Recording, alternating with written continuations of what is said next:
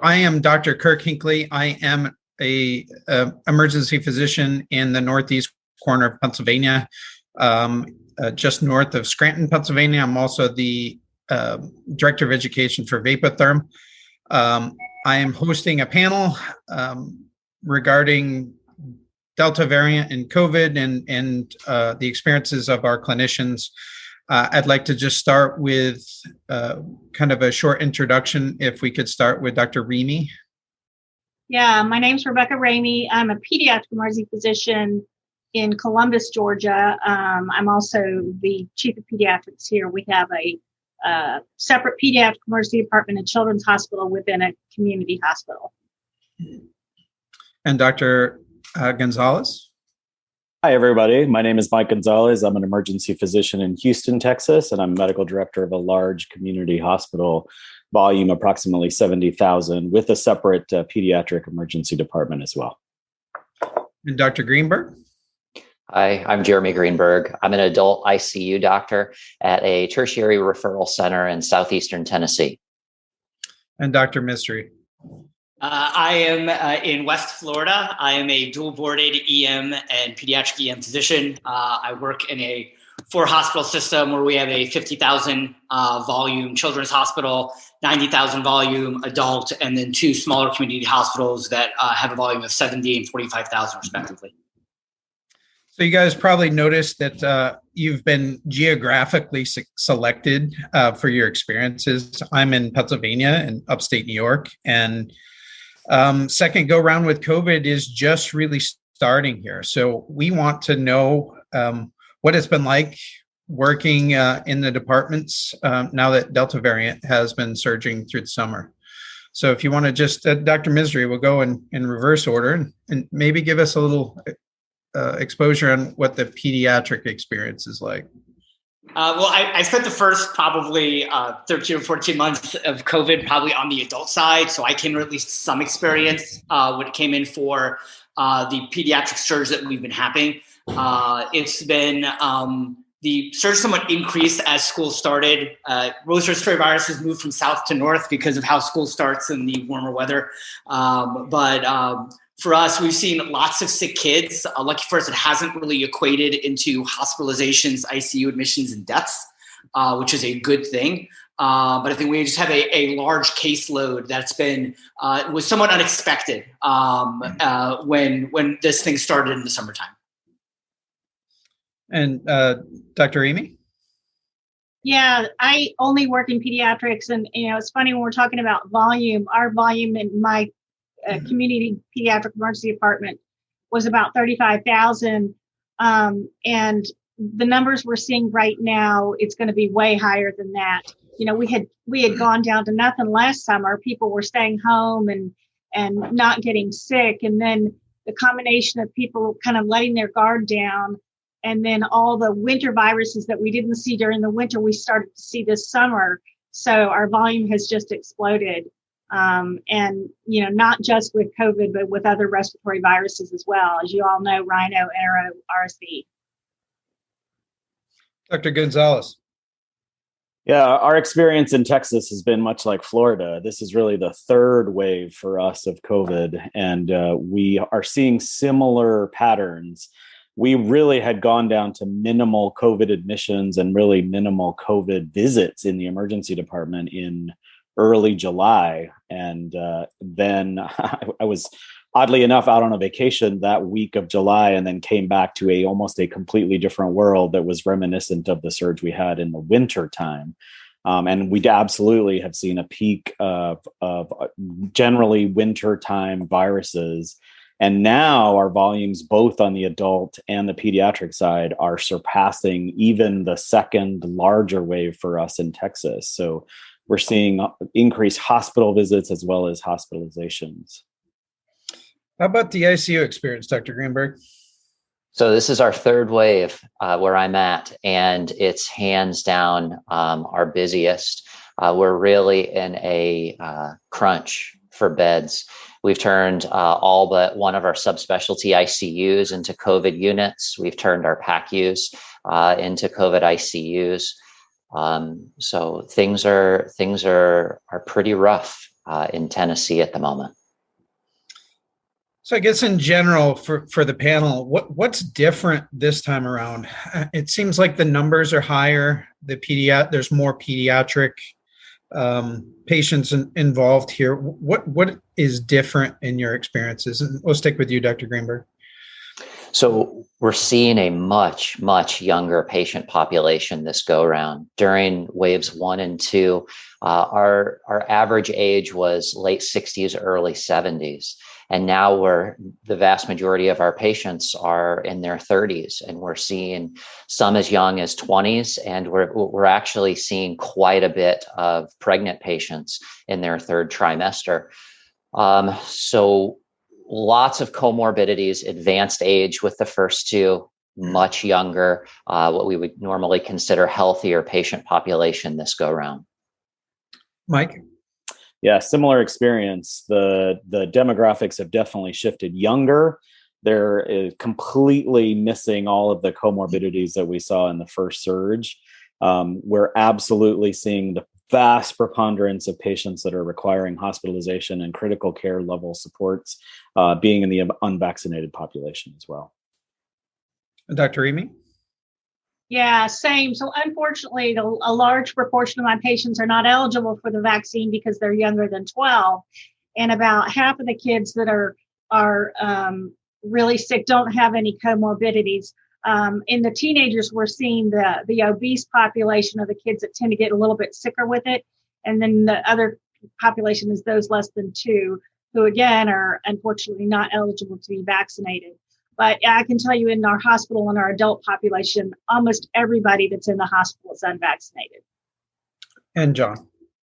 Oddly enough, I tell people this is when I started my career was during H1N1, and this is what it feels like from the sheer volume of people in the background. There's people who have kind of continued their routine visits to the emergency department as well.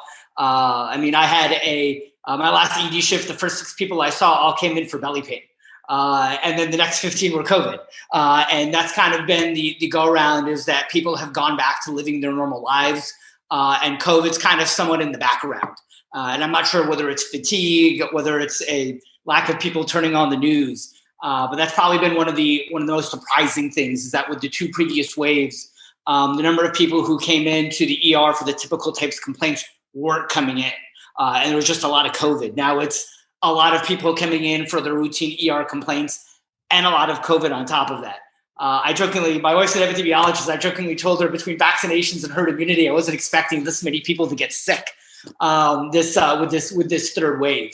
But that's unfortunately, that's been the kind of the biggest issue we've had. And I'll agree with Rebecca. These people have no historical medical problems, but the number of morbidly obese people that we've been seeing, let there be the older teenagers, the people in their 20s and 30s, that's if you want to toss in a second place for the pandemic of the unvaccinated, it's the pandemic also of the morbidly obese. Because these people are just hard to ventilate and become hard to oxygenate in the emergency department, even regardless of what some of the tricks that we do in the ED. It seems kind of already said at this point that there's a big unvaccinated population here. I think you all agree from what I've heard that this is really now the severe illness anyways is really tracking with unvaccinated patients. Is that holding true? I mean, I guess we could just kind of take a consensus. I don't know that we need all. Anybody have any specific comments on that? In particular, maybe how vaccinated patients are faring in this wave? Well, I'll say first, about 10 to 15% of our inpatients are vaccinated. I'm not sure how many of those are ICU players because I sit in the ER all day. I mean, Jeremy will probably be able to give a little more insight on that one for us. But Florida, we were a middle of the road vaccination state. I think we ranked probably 23rd or 24th, and we still had this massive surge, very similar to what Israel did. Israel is a very highly vaccinated country, and they were off the charts. Yeah, my only comment will be to echo a little bit of that, in that our state, similar to Florida, not super well vaccinated. somewhere around 38% among eligible is the last report I saw.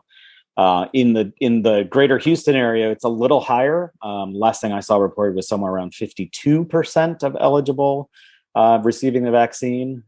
We definitely have seen that the patients requiring hospitalization, though, are overwhelmingly unvaccinated, to the point that our last review of that data, not only in my hospital, but around our hospital system, was less than 2% of the people who were hospitalized were vaccinated. And of the people that were hospitalized, 1% of those required ICU care if they were vaccinated. So we're definitely seeing a preponderance of unvaccinated that are requiring that sort of support. Let's transition to therapies now. I know we've gone through a couple of iterations of how we treated these patients. In particular, we started off where high flow nasal cannulas, high velocity therapy were not recommended in the very earliest stages of really the first surge of COVID through this country. How has treatment changed? How has your drug cocktails changed? Are we doing anything different? Mike? So I'll definitely agree with that. And it has the initial guidance, I think, to many of us was probably a little mystifying when it first came out, to avoid some of those measures, since the disease process looked like it would be amenable to it. So it was great that we shifted away from that and have moved to using high velocity therapy and other oxygen supplementation models. Not only now, it turns out, due to the fact that both I have seen clinical success at the bedside in patients respond to this therapy very well, much more comfortably, much more easily able to tolerate it, as we all know. But it's really become an all hands on deck situation. Like I think I heard somebody else use. So, we have moved with this surge because we're using every square inch of space that we have, every available personnel, every modality of treatment. So we've moved beyond, hey, Vapotherm may be my favorite choice. It has become, we're using every possible modality that we have. So I reach for whatever is in the room or whatever RT can bring to the room first. Whereas, pre this surge, we had moved to having a Vapotherm device in every single one of our, not only resuscitation rooms, but our sort of next level rooms when the ED is kind of overwhelmed. And we had started discussing with RT getting those units back to their normal sort of storage area in the emergency department. Obviously, that's gone all out the window, and we're storing equipment wherever there's space. So in terms of the drugs, we haven't changed anything dramatically following all the local and CDC guidelines, but the therapies, we're grabbing whatever device is available. Dr. Greenberg? So for each wave, we're definitely a big utilizer of high velocity therapy. It's been our go-to therapy from the moment they come into the emergency department with critical hypoxemia. We use it as our first and second line agent to prevent ending up on a ventilator, and then aggressively using it to facilitate early ventilator liberation. I know every hospital has their own policies and procedures. Mine is, I think with high velocity therapy, I'm able to be a little bit more liberal. So my patients get a 30-minute pressure support trial, 8 of pressure support, 8 of PEEP, 50% FiO2, knowing that I can liberate them a few days early and have them spend a couple of days on the back end on high velocity therapy, which has thankfully freed up a number of ventilators because those are starting to be in short supply as well. During the first 2 waves, it was really initiation of high velocity therapy. We'd run it some on our COVID floor patients, and we've really had to become a lot more tolerant of permissive hypoxemia on the floor and utilizing much more aggressive high velocity settings on patients on floors just because of the ICU bed crunch. John? I'll agree with Jeremy on this and that. I think getting people more tolerant of having some mild hypoxemia of those sats in the 88 to low 90s, as long as they were comfortable. But when the hospitals I worked at, I think the amount of comfort people have had with each wave and using high velocity therapy and using Vapotherm has increased. One of the hospitals I work at one point we had 85 people as inpatients sitting there on Vapotherm. Our ICU guys used to have, if they failed Vapotherm, we used to put them on BiPAP. And lo and behold, all those people who failed Vapotherm failed BiPAP and they just stopped doing it, which was actually good to see because they can save those BiPAP units for the non-COVID CHF or COPDers and then can use them on that because Vapotherm has kind of been our game changer. For us, we start them on 6 liters nasal cannula of oxygen, and if they look like they need a little bit more pressure support, need a little bit more flow, Vapotherm gets cranked up there. And we have a lot of people who've come in extremis who have gotten to look a lot more comfortable over the next hour sitting in the emergency department. For us, lucky for us, we haven't had any sort of super sick kids.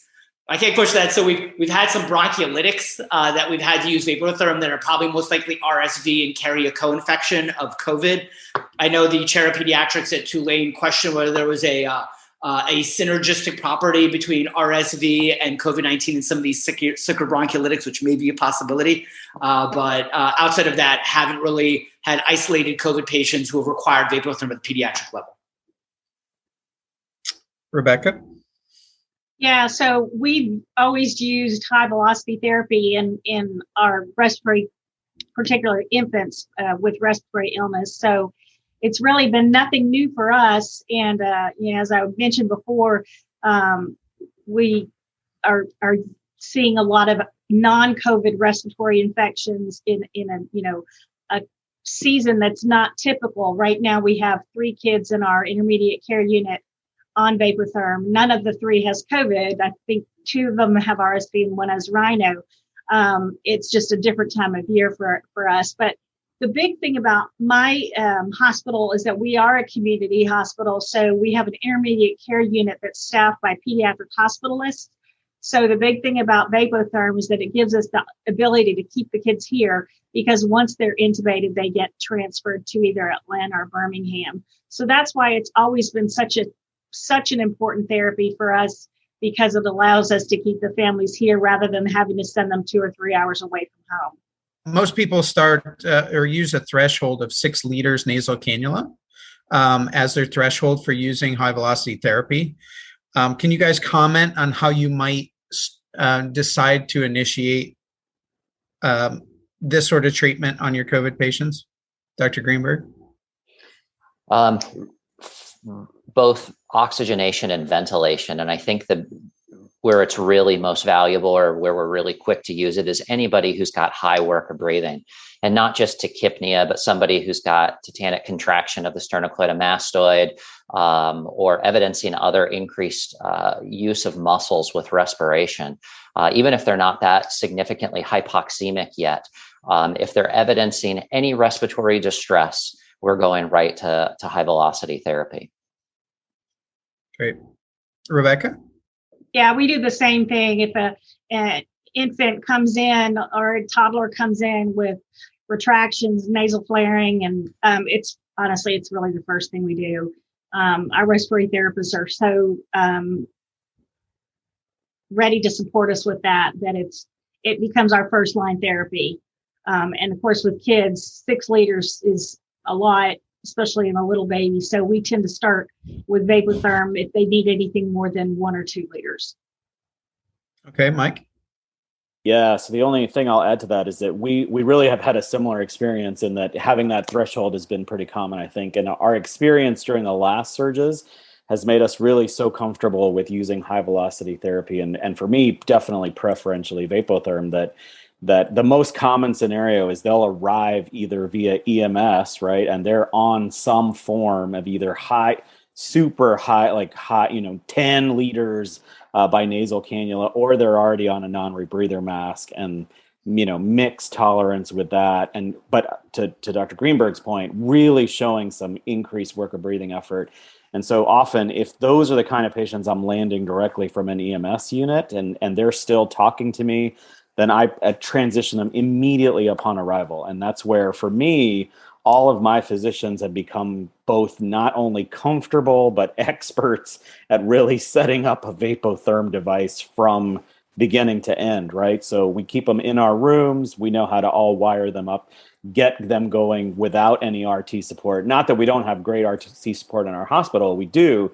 It's just that they're so busy in titrating some of the other rooms and patients who are waiting to go upstairs, checking BiPAP, if that's what another modality that we all know takes more time, more effort to fit and secure and adjust, that we've all become experts at setting it up de novo. The other thing, and the only other comment I'll make, is that we have moved to have really essentially been required to now having supplemental oxygen available in our waiting rooms, because there are so many patients that are coming in that a lot of them are known COVID positive. They've been diagnosed PCP or a testing mechanism on the street, sort of a more consumer available, maybe not directed by a physician. So they come in telling us they have COVID.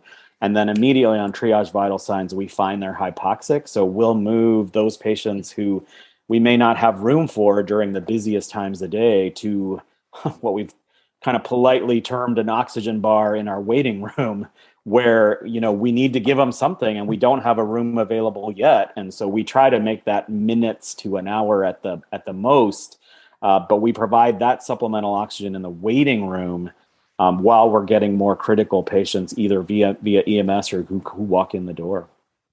John, any comments on that? I would say it's for me, it's amazing how our nursing staff has gotten so much more comfortable with the Vapotherm device. And that's probably been our biggest game changer, because initially with the first wave, nurses were balking on these patients coming to the floor, wanted them in the PCU. Some nurses wanted them in the ICU. And when they got more familiar with the device, the ease of use, when you look at it, this person just looks like they're on a nasal cannula. And they've gotten less and less intimidated. And essentially, when it comes from a physiology standpoint, you're essentially doing the equivalent of BiPAP without all the big tubes, big machinery, and a lot of the intimidation that comes with it. And I think the fact that our nursing staff, with the device being so easy to use, it's not really intimidating, have gotten more and more comfortable with each wave. And now we're actually putting these people on the floor now, which before is a lot more refreshing and saves a lot of those PCU and ICU beds that we used to have. And even in pediatrics, that now they're okay with, as long as in peds we have certain cutoffs, but on the adult standpoint, you can be on essentially max settings of Vapotherm, and as long as you have certain parameters for vital signs, nurses are A-okay taking you. And I think that's what's really been our biggest game changer in saving those ICU and those step-down beds at our hospital. Let's talk about oxygen as a commodity. Mike, I know you and I are EMS physicians. We worry about our availability of oxygen in the pre-hospital setting. Are you guys running out of oxygen at all? And also, our device, our high velocity therapy, goes to 40 liters per minute. Is that a concern for your facilities? And maybe how does that compare to some of the other high flow cannulas that go up to 60 liters? We'll start with you, Mike. Yeah, it's definitely been a concern more from, quite honestly, our military background and sort of logistics thinking, that I started worrying about that during the first or second wave in terms of the overall hospital supply of oxygen, which is not something that, frankly, many of us would think of first as a problem. Now we include in our hospital the daily oxygen level for all of the critical care and sort of various stakeholders throughout the hospital, because it is something that we monitor very carefully. And so we are very fortunate. I would consider myself very fortunate to have a relatively newer structure, the actual building, the actual four walls of the emergency department. So we have a very large liquid oxygen delivery system, as well as a very robust backup system that we haven't ever had to utilize. But we are very fortunate, because that is not true among some of the other sister and brother hospitals throughout the region that really worry frequently about their oxygen levels throughout the hospital. We monitor it daily, as I said, and that's something that's come with this really the second and third wave. John? For us, I'm in the same way, but the hospital I probably spend most of my time in is probably about 6 or 7 years old. We just built a new ER in addition to the old ER because of how the volume that was growing in the area we were in. So we haven't quite run into those problems.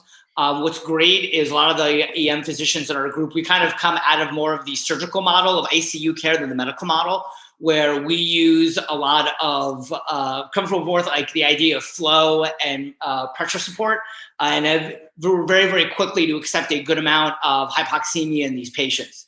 And we usually have people who pull stuff up, who read. We have a sepsis guru, we have our respiratory guru that sits there that's in our department. And there was a lot of literature that came out that's saying, no need for the knee-jerk intubation. And I think for us, and especially our hospitalists and our ICU docs have kind of fallen through that the need for oxygen, it's been there, but it hasn't been as strong there with people staying updated in literature, knowing that it's okay to let these people get a little hypoxemia. It's supporting more of the respiratory effort is more the more important part for us than it is anything else. Rebecca? Yeah, so it's again, it's not dissimilar to our experience with bronchiolitis, is that we know that high 80s are completely appropriate. We haven't had oxygen supply issues yet. We are keeping a close eye on that. We have a command center call 3 times a week where we talk about all sorts of issues, including oxygen and ventilator and high flow supply. So it's not a problem yet, but we're anticipating that it may become so. All right, Jeremy, I have a couple of follow-on questions to you to kind of put you on the spot. But any oxygen supply issues? No oxygen supply issues. All right, so we're going to move into weaning and titrating, how you guys wean and titrate high velocity therapy in these patients. And I said I wanted to put you on the spot, and that's because recently I've had some anecdotal or observational reports that they were finding that patients were oxygenating better in lower flow rates on the Vapotherm. So clinicians were putting the patients 25 to 30 liters, 25 to 35 liters, instead of going all the way up to 40 liters. And they were seeing that the patients were oxygenating better. There was some theory that Coana effect may be in play. But I just wanted to see if maybe any of you had seen anything similar. Yeah, we're starting to observe a phenomenon where the FiO2 was being aggressively down titrated or weaned while the flow was left high, and seeing a paradoxical increase in the oxygen saturation when the flow was then subsequently decreased. So we created, and it's arbitrary, but I guess so is the PEEP FiO2 table from the ARDSNet. We created a flow FiO2 table. And again, it was just, we sat down together, we said, what FiO2 should theoretically correlate with which flow? And we do our best to try to align. If they were requiring high FiO2, usually they've got higher work of breathing as well and require a little bit higher flow. And what I don't want to see, or what we don't want to see, is somebody who's got a really high flow of 35 to 40 liters a minute and then is all the way down to 40, 45% FiO2. So we try to keep them relatively closely matched. All right, Dr. Gonzalez. Yeah, I think that we haven't. I haven't observed it as often as what it sounds like Dr. Greenberg has experienced. And then, to be honest, because I'm in the emergency department setting, most of those patients go to other care areas as they've been on either Vapotherm or another technology before they go upstairs. However, I will say that our general approach, partly because we want to be super mindful of the oxygen supply, and we want to be good use of resources throughout, is that we do try and start, particularly that patient that might be right at that cutoff that comes in on 6 to 8 liters by nasal cannula. We kind of do, rather than start on maximal settings, which we did initially, we will start Vapotherm on kind of lower settings as a trial and titrate very slowly upward if we need to. Obviously moving more towards not so much the number, but the way they're feeling and the work of breathing, which has been a super useful change that we made really at the end of the second wave for us. John? So for us, being in both adults and pediatrics, I'm always very cognizant of people getting hyperoxia. It's always been something that's kind of been pushed. So for us, we start at 35 liters of flow and around 60%, and essentially see where they need to go from there. And that's kind of been where we sit at. There's nothing scientific about what we do. That's kind of just the arbitrary numbers that we pulled. Because like I said, most of us come from the surgical ICU kind of training background of the idea that people need a lot more of the flow and the pressure support with the increased work of breathing rather than the oxygen. And are a little bit more, and for us, we're just a little bit more quickly to titrate down the oxygen because we tolerate just a little bit more hypoxemia now than we would have, 2 years ago at this time. And Rebecca. Kids in general, especially babies, don't tend to really need much oxygen. And so we're not, and of course they're smaller. So we're starting them at 12 and 15, and we're able to wean down pretty quickly. But most of them are requiring very little oxygen. It's really more the work of breathing that's requiring the support of a high velocity. And I know that ICU space is really at a premium. Are you guys that are in the emergency departments, are you finding that you're keeping these hypoxemic patients for longer durations of time? Are you actually titrating or weaning therapies in the department at all? Rebecca?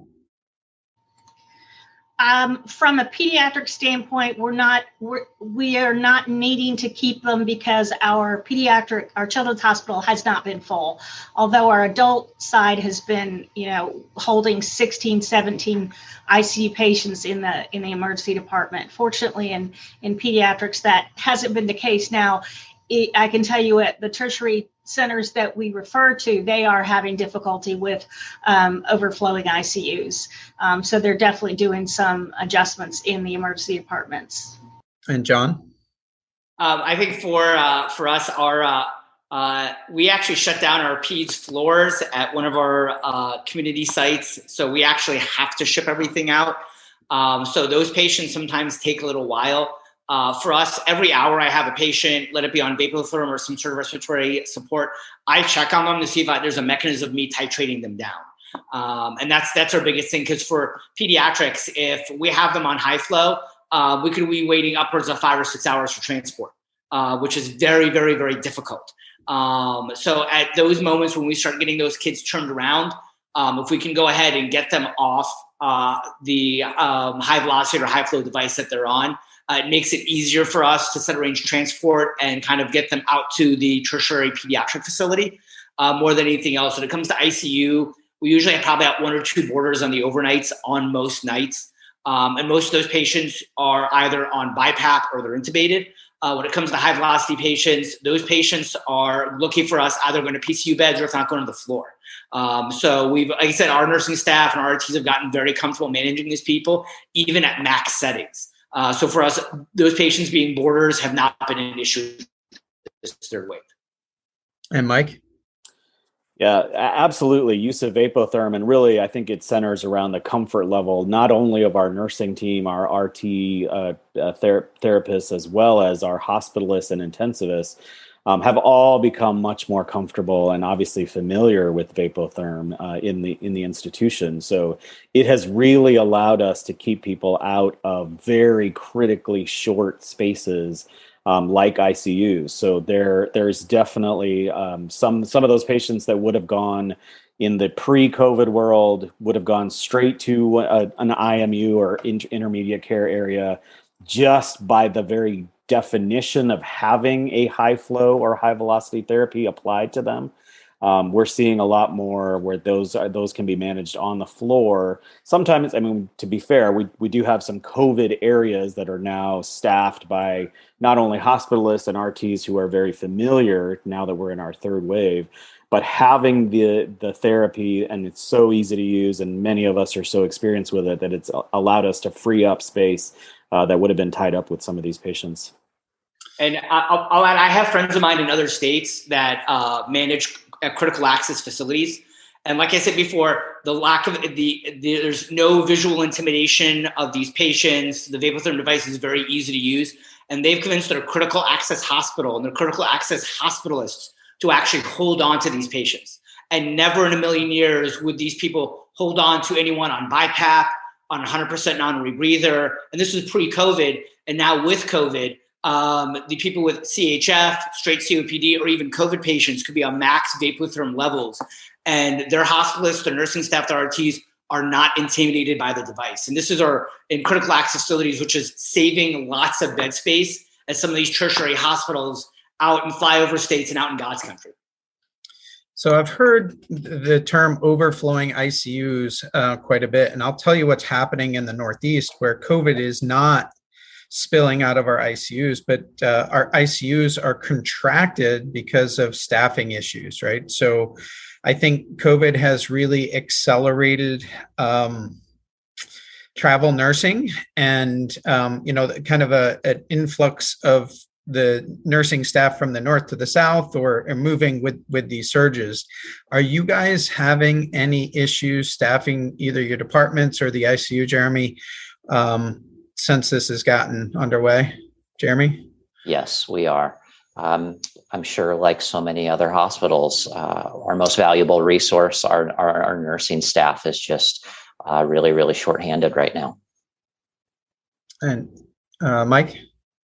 Absolutely. It's been our absolute greatest resource challenge has been our nursing. We are very fortunate to have a really dedicated team in the ER in particular, who has been, working through overtime challenges and stuff. And we've starting to get some both state sponsored and local county government sponsored travel nurses. But we know that it's putting stresses on other areas. And our nurses similarly responded to that challenge and that problem early on, right? When our nurses went out to the Northeast and the far Northwest to answer to some of those calls. So it is absolutely remains our biggest concern in terms of staffing. Rebecca? Very much so, both from a pediatric and adult standpoint. We're extremely short-staffed, which is, again, causing patients to have to stay in the emergency departments waiting for beds, not because the bed's not physically available, but because there's not staff. The other kind of interesting thing that's happened with us is because our volume was so low in pediatrics last summer, a lot of our APPs were furloughed, and now our volume is twice what it should be, and we're having to bring people back. And so understandably, it's been frustrating for those people to kind of, have such variation in their schedule. It's created some hardships on that. So John, I'll give you another question, or I'll kind of direct this another way. So it sounds like all of you have really gotten comfortable in starting patients on Vapotherm. And one of the kind of unsung heroes of this whole COVID experience has been with respiratory therapy. I know we talk about nursing and nursing staff shortages a lot. What do you have to say about the respiratory therapists in this? I'll say our respiratory therapists have been superstars in our hospital. I think when there were a lot of people that was showing some fear and trepidation of taking care of COVID patients, they jumped in with both feet. And they've really, I'd say, probably honed their craft more than anyone else has. They've made a point of understanding the literature, asking good questions of why we're putting patients on certain devices, why we're not using what we used to in the past, and have overall grown more academically in what they've been doing over the last year and a half. And I say, as a probably a group of healthcare providers that have been working in the hospital, have probably jumped leaps and bounds in, number one, the reputation of what they've been allowed to do, and then working essentially autonomously on protocols, knowing that what we like, what we've been doing, what we've been comfortable with, and even reading about what we've been doing. Jeremy? Yeah, I second that. They've really been rock stars from the first wave where there was so much trepidation about getting sick. They were charging in there in PPE, running toward the fire. So we've been fortunate that they've really been steady and consistent presence.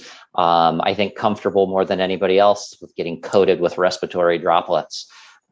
So they're the ones, we're so incredibly dependent on them setting up our devices, doing a lot of the titration of the devices.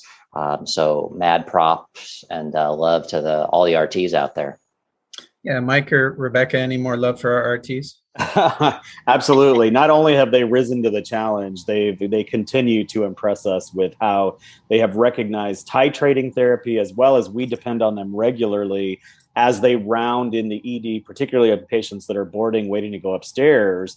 They're really our first screen of like, are there any patients that need to be moved up to additional therapies? They've already titrated the therapy if it's appropriate, right? But they really are the ones that we do, especially when I'm there administratively, kind of looking for patients that may be able to either level up, or what we're really looking for are there patients that may have been admitted to the ICU but now no longer need it. And really, for many of these patients, the issue is respiratory, right? So they're the first ones to now step forward and say, hey, I think I might have candidates in, rooms 3, 4, and 5 or whatever. But they've been great.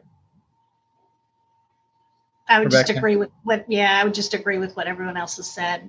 I'm highly dependent on my respiratory therapists. So my last question is really with regard to a situation like with Dr. Lorna Breen. I think you probably all recognize that name, and the mental health strain that the COVID surges have been placing on all healthcare providers. How are you guys holding up? And is there anything that can be done? How do you support each other? And is there anything that Vapotherm can do to support those needs? Mike? That's a really good question, Kirk. I mean, I think all of us are exhausted, frankly, frustrated, exhausted, feeling largely overwhelmed, because I think multiple times all of us have really seen what looked to be the finish line, right? We saw the finish line within sight. I used the analogy on another interview where, some of the actions, both of, people who are hesitant to get the vaccines, as well as some of the masking or, non-masking mandates that we've seen here in Texas, and I think Florida has gone through as well, where, we feel a lot like challenges are being put, obstacles are intentionally being thrown in our way to make the marathon harder, right? So it feels like someone added a huge hill or mountain to the end of our third marathon that we've been running continuously, right? So for me, I have nothing but thanks to our clinical team, because they've just been amazing through all of this. And really, the Vapotherm has been an incredible partner, responsive to every single one of our outcries for more units that I know we've hit you all with several times through the course of this. And they've been super responsive. Our local reps have been fantastic as well. But really, my big concern is always my team, right? Everybody that works in the ER, nursing, RT, EVS, our environment, our business services, registration, keeping all of abreast of all of them and trying to keep them afloat has been my biggest challenge. And I am constantly looking for ways to not only keep them afloat, but to bolster them in their work, because we all know every single one of those people has families to go home to and people to take care of in their own home, much less the incredibly demanding tasks that we ask them to do while they're in the hospital. John? I think for me, I'm at times to say I'm cut from a different cloth. This is why I did emergency medicine. And I think it's times like this is the excitement of taking care of critically ill and sick patients. I think it's probably been the silver lining of this whole thing. I wasn't expecting 18 months. Actually, I probably, according to my wife, I should have expected 18 months. We'll probably expect a little bit more, according to her. But I think this has been a great, a very interesting opportunity, if anything, to see medicine change on the fly. We had one set of recommendations when this whole thing started, and now we're doing something completely different today. And seeing the government and the private sector work reasonably well hand in hand through this process. Let it be through therapeutics, let it be through the vaccine. I think I would love to see this continue on minus a pandemic. From our standpoint, I think especially with the Vapotherm, I mean, one of the hospitals I worked at, I mean, we went from I think like 50 to 35 units in 50 to 85 units in 48 hours, which was fantastic. Because for us, where our anxiety comes in Are we going to have enough therapeutics? Are we going to have enough Vapotherm units? Do we have enough beds? And that's where my anxieties lies. I work solo coverage in the overnights in the ER. So for me, those are my big things when I walk into a waiting room with 40 patients, and I know probably somewhere around 15 to 20 of those are going to be admitted. Am I going to have what I need to take care of those people? That's where my anxieties lie. Lucky for me, I mean, I have a great family and I have good friends I could talk to that aren't medical about this stuff. But for me, overall, that's where my anxieties have laid. I know one of my hospitals, if at 8 a.m., if we've run out of Vapotherm devices, chances are within 24 hours, we'll probably have 10 or 15 more because that's the way they've been with us moving forward through this whole pandemic. Jeremy?